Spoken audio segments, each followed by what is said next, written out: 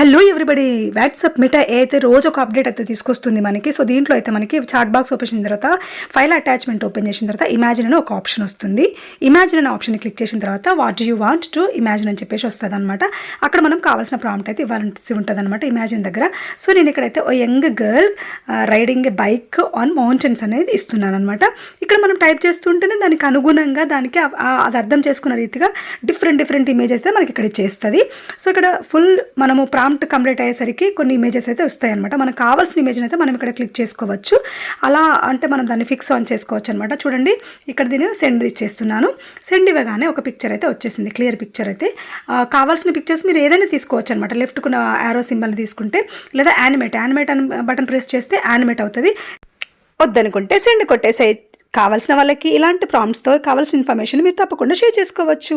It's very useful కదా. So subscribe. చూడండి, send కొట్టేసాను.